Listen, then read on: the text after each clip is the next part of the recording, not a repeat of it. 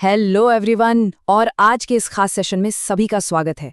चाहे जुडिशरी की तैयारी करें एस्पिरेंट्स हों, यूपीएससी या स्टेट पीसीएस के कैंडिडेट्स, या फिर कोई भी आम इंसान जो कानूनी भाषा को आसान शब्दों में समझना चाहता है, आज हम हिंदू फैमिली लॉ के बेसिक एलिमेंट्स को डिकोड करने वाले हैं। हमारा मकसद एकदम साफ है, उन मुश्किल बेयर एक्ट्स और एग्जाम रेडी नोट्स के बीच के गैप को खत्म करना। तो चलिए बिना किसी देरी के शुरू करते हैं। आज हम क्या क्या कवर करने वाले हैं उस पर एक नजर डाल लेते हैं। हम शुरुआत करेंगे हिंदू पर्सनल लॉज के इंट्रोडक्शन से, फिर देखेंगे एक वैलिड हिंदू मैरिज की शर्तें, डिवोर्स के ग्राउंड्स, मेंटेनेंस और परमानेंट एलिमनी, कुछ बहुत ही जरूरी जुडिशियल इंटरप्रिटेशंस, और आखिर में बात करेंगे एग्जाम प्रिपरेशन और एनरोलमेंट की। तो आइए सबसे पहले कदम की ओर बढ़ते हैं, हिंदू पर्सनल लॉज का इंट्रोडक्शन। किसी भी लीगल एस्पिरेंट के लिए हिंदू मैरिज एक्ट 1955 के बेसिक स्ट्रक्चर को समझना सबसे ज्यादा जरूरी है। ये एक्ट अपने आप में एक पूरा कोड है जो शादी से जुड़े हर अधिकार और ड्यूटी को कवर करता है। बेयर एक्ट के इस इंडेक्स को ही देख लीजिए, कितनी खूबसूरती से चीजों को बांटा गया है। पहले बेसिक एप्लीकेशन, फिर शादी की शर्तें, उसके बाद रेस्टिट्यूशन, और फाइनली मैरिज को शून्य घोषित करना या डिवोर्स। ये लॉजिकल फ्लो चीजों को याद रखने में बहुत मदद करता है। अब आते हैं हमारे दूसरे पॉइंट पर, एक वैलिड हिंदू मैरिज के लिए कौन सी शर्तें पूरी होनी चाहिए। एग्जाम के नजरिए से सेक्शन 5 बहुत ही क्रूशियल है। एग्जामिनर अक्सर पूछते हैं कि एक वैलिड शादी के लिए क्या लीगल रिक्वायरमेंट्स हैं। सेक्शन 5 एकदम साफ कहता है कि शादी के टाइम किसी का भी कोई जीवित जीवनसाथी नहीं होना चाहिए, मतलब मोनोगैमी मस्ट है। इसके अलावा दोनों पार्टीज में वैलिड कंसेंट देने की मेंटल कैपेसिटी होनी चाहिए, एज लिमिट्स पूरी होनी चाहिए, और सबसे जरूरी बात, वो प्रोहिबिटेड डिग्रीज वाले रिश्तों में नहीं आने चाहिए। जुडिशरी एग्जाम्स में एक कॉन्सेप्ट जो बार बार पूछा जाता है वो है सेक्शन 3F का सपिंडा रिलेशनशिप। इसे ट्रैक कैसे करते हैं? रूल सिंपल है, माँ की तरफ से ऊपर की तीसरी जनरेशन तक और पिता की तरफ से ऊपर की 5वीं जनरेशन तक। अगर कोई खास प्रथा या कस्टम अलाउ ना करे तो इन सपिंडा रिश्तों के बीच शादी पूरी तरह से वर्जित है। लेकिन कोई भी शादी कानूनी रूप से पूरी कब मानी जाती है? सेक्शन 7 यहाँ कस्टम्स और रिवाजों को मान्यता देता है। अगर शादी की रस्मों में सप्तपदी यानी पवित्र अग्नि के चारों ओर लिए जाने वाले 7 फेरे शामिल हैं, तो शादी तभी पूरी और बाइंडिंग मानी जाएगी जब वो 7वां कदम मिलकर उठाया जाए। चलिए अब रुख करते हैं हमारे तीसरे सेक्शन की तरफ, डिवोर्स के ग्राउंड्स को समझना। शादी की नींव समझने के बाद अब उस फेज को एनालाइज करते हैं जब रिश्ते में दरार आ जाती है। सेक्शन 13(1) में ऐसे फॉल्ट बेस्ड ग्राउंड्स दिए गए हैं जिनका इस्तेमाल हस्बैंड या वाइफ दोनों में से कोई भी कर सकता है। इनमें अडल्ट्री, क्रूरता यानी क्रूएलिटी, किसी और धर्म में कन्वर्ट हो जाना और मानसिक रूप से अस्वस्थ होना जैसी गंभीर बातें शामिल हैं।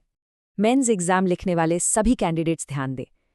डिजर्शन या परित्याग की लीगल डेफिनेशन को मास्टर करना गेम चेंजर हो सकता है। डिजर्शन का मतलब सिर्फ घर छोड़ना नहीं है, इसमें बिना किसी सही कारण के पार्टनर को छोड़ना, और सबसे इम्पॉर्टेंट, एनिमिस डिसरेंडी यानी हमेशा के लिए साथ रहना खत्म कर देने का इरादा होना बहुत जरूरी है। एग्जामिनर्स अक्सर एक कंपैरिजन एक्सपेक्ट करते हैं।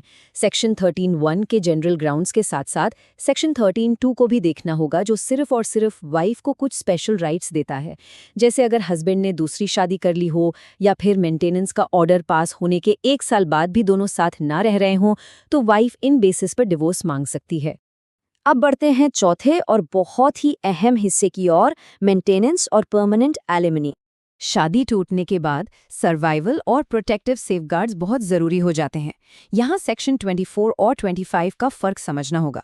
सेक्शन 24 केस चलने के दौरान तुरंत अंतरिम राहत देता है, जैसे केस का खर्च और पेंडेंट लाइट मेंटेनेंस। वहीं दूसरी तरफ सेक्शन 25 अदालत को ये पावर देता है कि वो डिक्री पास करते समय या उसके बाद एक परमानेंट एलिमनी या गुजारा भत्ता फिक्स करे। बॉम्बे हाई कोर्ट ने गीता सतीश गोकर्ण केस में इन प्रोविजंस की अहमियत को बहुत ही शानदार तरीके से समझाया। कोर्ट ने कहा कि परमानेंट एलिमनी और मेंटेनेंस कोई मेहरबानी नहीं है, बल्कि ये सीधे तौर पर कॉन्स्टिट्यूशन के राइट टू लाइफ यानी जीने के अधिकार से जुड़े हुए हैं।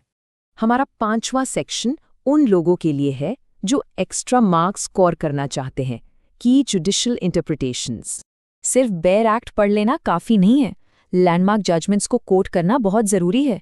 स्टडी मटेरियल में एक बहुत ही बेहतरीन मिसाल दी गई है, दिल्ली हाई कोर्ट का कुसुम शर्मा जजमेंट। इस एक फैसले ने फैमिली कोर्ट्स में चलने वाले मुकदमों की स्पीड और प्रोसेस को पूरी तरह से स्टैंडर्डाइज कर दिया। कोर्ट ने एकदम क्लियर कर दिया कि मेंटेनेंस एक लीगल राइट से बढ़ के एक बेसिक ह्यूमन राइट है, और मामलों को जल्दी और फेयर तरीके से निपटाने के लिए दोनों पार्टीज के लिए अपने एसेट्स, इनकम और खर्चों का डिटेल्ड एफिडेविट जमा करना कंपलसरी कर दिया गया। और अब हम आ गए हैं अपने आखिरी सेक्शन पर, एग्जाम की तैयारी और एनरोलमेंट। इस पूरे एनालिसिस के बाद अगर तैयारी को सही दिशा देनी है तो सही रिसोर्सेज का होना बहुत ज़रूरी है।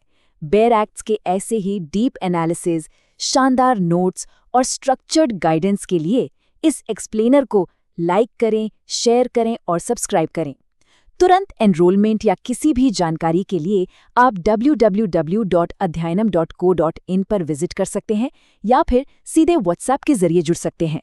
जाते जाते एस्से राइटिंग और इंटरव्यू के लिए एक सवाल छोड़ के जा रहा हूँ। क्या अब मौजूदा कानून शादी की पवित्रता को सही से बैलेंस कर रहा है, या फिर अब वक्त आ गया है कि इर्रेट्रीवेबल ब्रेकडाउन ऑफ मैरिज को ऑफिशियली डिवोर्स का एक अलग लीगल ग्राउंड बना दिया जाए? इस पर जरूर सोचिएगा। चलिए मिलते हैं अगले सेशन में।